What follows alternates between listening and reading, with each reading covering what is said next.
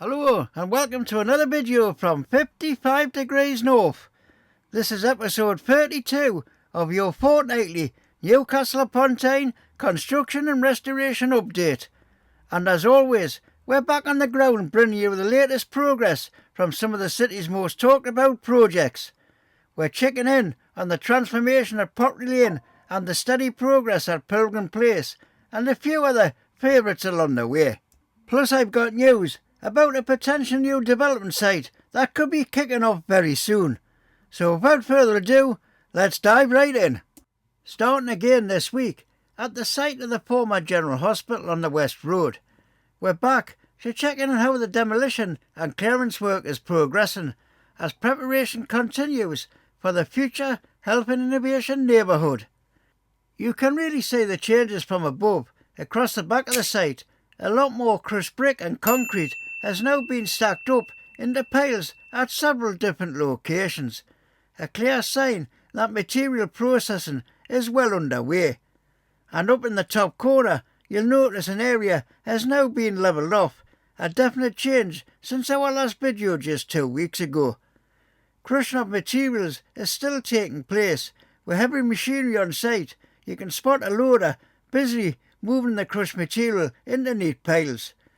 Towards the front of the site, there's an excavator sorting materials into large skips, ready to be taken away off site for recycling, part of the ongoing commitment to sustainable demolition.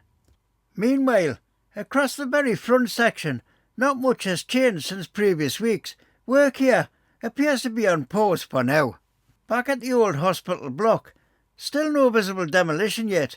Workers are continuing to strip out materials from the inside. And just a little further along, some groundwork is now underway. An excavator is loading material into a dumper truck, keeping progress moving. So that's it from the former General Hospital site. We'll be back soon with more updates as this huge transformation continues to take shape. Moving up to Castle Leeds, we're back on site this week where progress continues as preparations for the new Students' Village move forward. Work to clear the site is now almost complete and we're in the final stages of preparing the ground for the next big milestone, the piling platforms. Crews are currently checking that the stoned up areas across the site meet the correct levels. This is crucial for ensuring the piling platform has a solid level foundation. As you can see, a bulldozer and an excavator are hard at work wrapping up the remaining levelling. Any surplus crushed stone is being redistributed where needed and any leftover will be removed from the site. Another thing you might notice, there are fewer operatives on site with each passing update. That's a clear sign that this phase is nearly complete. So that's a short update for this week as we wait for the next exciting phase of construction to begin. Moving down to Leeds Park Road, where construction of the brand new students' accommodation is well underway. Looking at the site from the front, you can really appreciate the pace of progress. The floors are rising quickly, especially around the first core lift shaft. Now moving round to the other side of the construction site, we get a clearer view of how things are shaping up here.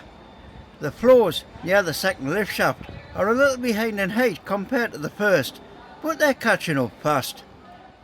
At the back of the development, the team are hard at work, pouring concrete for the next level. Progress here is steady and strong as the structure continues to rise floor by floor. And finally, taking a peek into the old listed building at the front. Through the windows, you can start to see the internal walls taking shape. It's great to see this historic structure being integrated into the new development while maintaining its original character. Just a quick update from round the corner on Strawberry Place beside the metro station. So as you remember from the video 2 weeks ago, this is where the new advertisement boards are supposed to be installed, just above the metro station. But as of now, everything still looks exactly the same. No new signage, no construction activity, nothing's changed. I'll keep checking back and bring you all the latest updates as soon as something starts happening. So we are now back at Pottery Lane for another construction update, and there's been some notable progress since our visit just 2 weeks ago. As we pan across the entire site from up here on the edge of bridge, you can really take in the size and scale of this development. It's a major project with 2 main apartment blocks currently under construction. Starting with Block 1, this building is expected to be completed in 2026. Looking down the side of the structure closest to the bridge, the brickwork has made impressive progress. It's pushing upward steadily and extending along the full length of the building.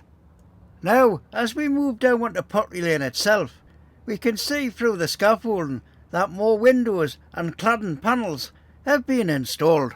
There's also been a steady stream of material deliveries to the site, always a good sign that internal work is picking up pace. Moving over to Block 2, which is set for completion in 2027. You can spot a lot of material stored inside, ready to be used. And finally, looking down the side of Block 2, you'll notice scaffolding is now rising along this side too, a clear sign that vertical work is progressing here as well. Moving up to the new His Majesty's Revenue and Customs building, which is just months away from completion. The 678,000 square foot development is shaping up to be a major landmark, not just in size, but in purpose. This vast government hub will soon become home to HMRC and a number of civil service departments across the North East. With space to accommodate up to 9,000 workers, it's the largest of the HMRC's 14 regional centres and a key part of the UK's government long-term infrastructure strategy. And it's not just government offices. This week it was confirmed that Cafe Nero, Metro Bank and Tesco Express will be moving into the ground floor retail units, adding fresh convenience and vibrancy to the area. Over on the Market Street side, paving work is well underway alongside several smaller projects that are steadily transforming the surrounding public spaces. Swinging round onto John Dobson Street, you get a clear look at the entrance to the underground car park. It's a limited facility, enough to meet essential needs without overwhelming the city centre's focus on public transport and walkability. A little further up, you'll spot progress around the stairways and one of the main entrances, with each piece steadily coming together.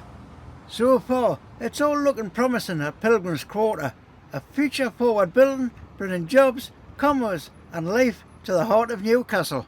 Now we're moving up to Ellison Place to check on the latest progress of the North East Space Skills and Technology Centre. From a distance, it might not look like much has changed since our last visit, just 2 weeks ago, but there's actually been some little important changes. Let's take a closer look inside. You can clearly see the breeze block walls starting to take shape. These are internal structures that will help define the layout of the centre. And looking up, you'll notice grey steel beams that have been placed at several points across the main structure. Remember that long trench we saw in the last video? Well, it's now completely filled in, and you can see drainage has been installed, a key part in making the site functional and future ready. So while changes might not be dramatic from the outside, things are definitely moving forward behind the scenes. We'll keep checking in with regular updates as this exciting space centre continues to rise from the ground. Now moving up to Pilgrim Place development here at Carlisle Square. It's been just 2 weeks since our last visit, and already there's been some notable progress across the entire site. As we look across the site, you can clearly see just how much work has been done. The 2 new office blocks are starting to take real shape. Down at the lower end of the development, workers are busy preparing the steel reinforcement, getting everything in place for the next round of concrete pouring. And over at the back of the site, it's a similar story. Steelwork and groundwork progressing side by side. Now looking at the third core lift shaft, you can see the floors steadily rising, with each level making another step forward. Moving over to the second lift shaft, the first layer of steelwork is starting to go up.